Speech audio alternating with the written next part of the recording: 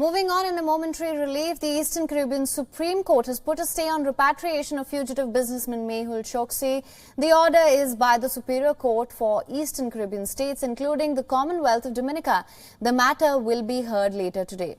Now, Choksi's legal team has filed a habeas corpus petition in Dominica. Choksi's lawyers earlier highlighted the deprivation of access and constitutional rights to him for legal assistance. Mehul Choksi's lawyer in Dominica, Wayne Marsh, has emphasized that Mehul Choksi is an Antiguan citizen, not an Indian citizen. Remember, Antiguan Prime Minister Gaston Brown had instructed Dominican Prime Minister to deport Choksi directly to India because should he be returned to Antigua, Choksi would be entitled to constitutional protection. Now, Brown had also indicated that Mehul Choksi could be deported to India from Dominica itself within 2 days.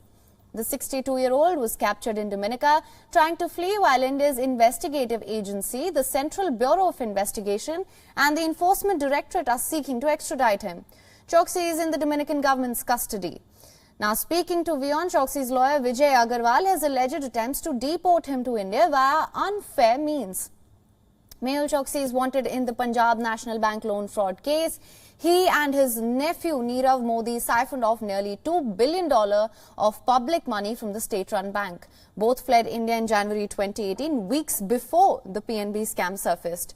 Now, back in 2017, Choksi secured citizenship in Antigua and Barbuda using an investment program, and then in January 2018, he fled to the Caribbean. Choksi's accomplice, Nirav Modi, is currently in prison in London. He is battling extradition to India, but has been repeatedly denied bail by British courts. And WION's principal diplomatic correspondent, Siddhant Sibal, is joining us live for more on this story. Siddhant, thank you for joining us. Now, the Eastern Caribbean Supreme Court has put a stay on the repatriation of Choksi. Now, this matter will be heard later today. Could you just explain the proceedings for our viewers? Well, the entire case is taking a new turn every day, and we know that what has happened overnight, which was, of course, daytime there in Dominica.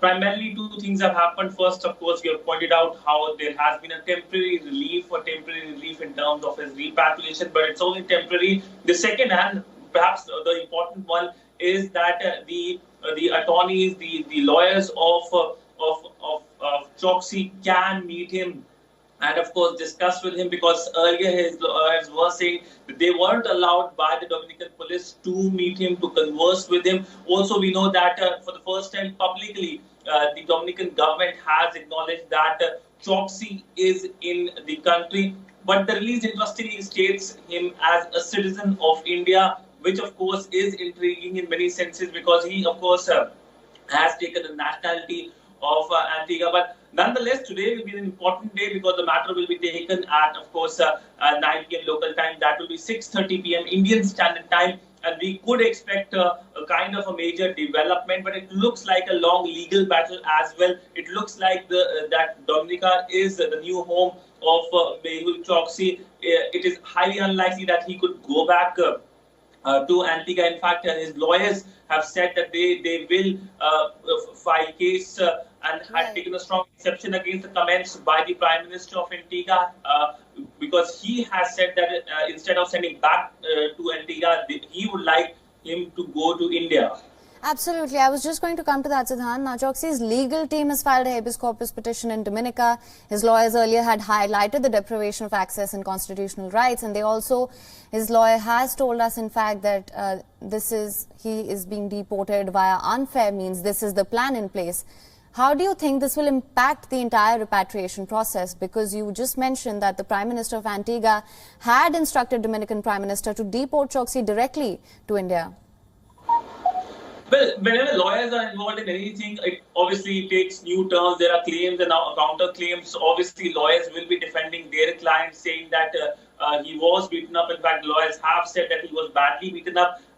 Choksi has told his local lawyers that he was abducted on a vessel by some Indian and Antiguan police personnel in blue uniform. This is what he has claimed. Of course, we can expect more claims coming from Choksi, but it is highly unlikely it's going to impact the larger case, given the fact it's ultimately the judges who will take the call now, because we have spoken overnight yet again to the Prime Minister of Antigua over what Choksi has been saying, and the Antiguan and the Dominican government saying that they would like Choksi to go back to Antigua. So the Prime Minister has said that it's a sovereign right of the government of Dominica to take whatever decision they would like to take, but also depends on the courts as well. So it's ultimately up to the courts in the country to decide whether he is going back to Antigua or whether he's going back to India. Because remember, the government